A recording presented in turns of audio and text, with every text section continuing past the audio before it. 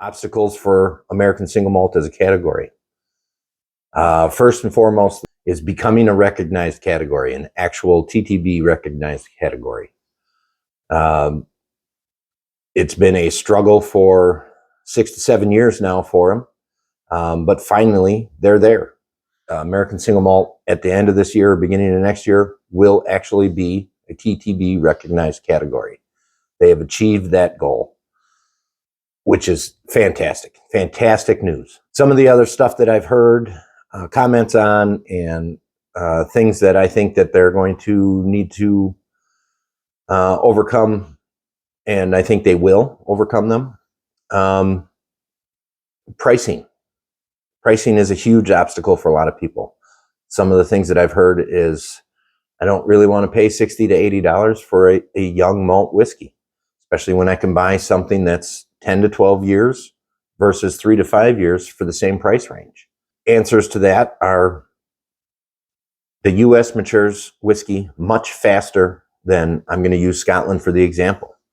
Their climate is suited for maturing whiskey for 10, 12, up to, we see 50-year-old stuff come out of there. Our stuff is just ready sooner. Depending on where you are in the country, sometimes you can get away with a 5-6 year product. Sometimes you can only get away with a 2 to 4 year product. It really varies on our climate here.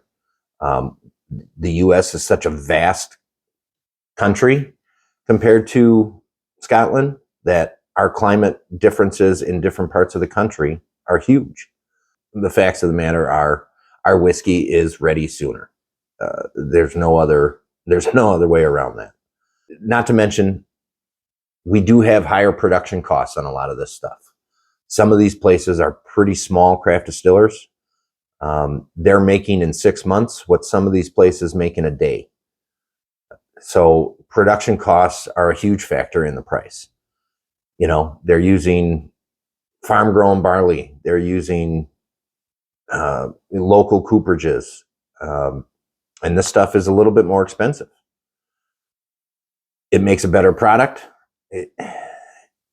And I think fair pricing is across the board. I think $60 to $80 for what they're putting out is a fair price. And if you're into whiskey, you know that $60 to $80 is not that crazy of a price point for a bottle of whiskey.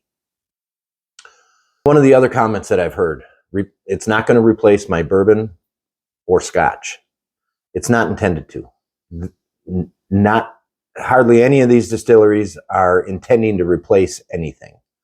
In fact, I would probably say that none of them want to replace anything. They do want to add a viable option for you to add to your shelf or your collection, or an exciting new take on something that you already love, a style of whiskey that you're already fond of. This is an exciting new take on that, a unique way to make something that's been made for many, many years. Distribution. Distribution is going to be one of the hardest things to overcome. As it's becoming more popular, I feel that the distribution channels are getting better at putting this stuff out on store shelves. And I think the more people that go into a store and ask for an American single malt or ask for these products, these store owners are going to start seeing that, hey, maybe we should start putting some of this stuff out here. Distributors are also going to start seeing that this is a category that's blowing up. And they're going to start suggesting this to the store owners. And after it becomes a category, that'll be even more so. So I think that's going to be a great thing. One of the other problems is, as mentioned before, some of these guys are pretty small craft distillers. And we have, as a country, some very antiquated alcohol sales and shipping laws. I mean, there's many states that don't allow alcohol to be shipped into. There's many states that don't allow alcohol to be shipped out of. And I think some of these laws need to be changed. In this day and age, shipping is huge.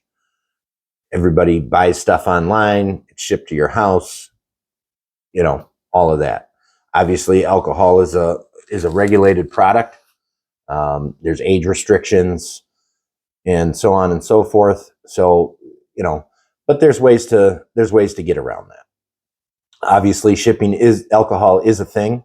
I get whiskey shipped to my I actually get it shipped to my work because I'm there. But it is a thing, and I think it could be a larger thing. I think some of these sales and shipping laws could be changed, modified to help some of these businesses grow, and that's a big thing.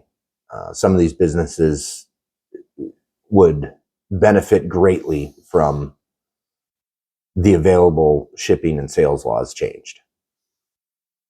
This is a personal opinion. Keeping it craft. That's one thing that I'm afraid of. Many of these guys, like I said, are small craft distilleries. They're using local farms. They're using local cooperages. They're using local beer breweries to help, make their mashes and all of that. And they're distilling in smaller batches. They're putting out expressions in smaller sizes. And it shows in the artistic or creativeness of those products. My fear here is that some of these bigger distilleries, I'm going to use Buffalo Trace or Jim Beam, Jack Daniels, because they already do have an American Single Malt out. My fear is that these guys are going to jump on this and they're going to produce American Single Malt in a quantity versus quality standpoint. And when you go into the store and you see a bottle of something with a label on it that you already recognize the name, you're going to gravitate towards that. Hey, I like this stuff already. Let's try this new one by them.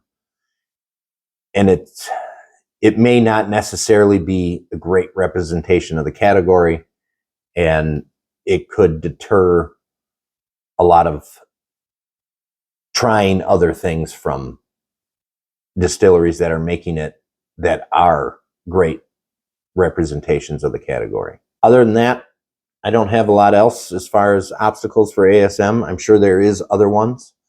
These are the main ones that I can think of. And I thank you for watching. Cheers to this American spirit.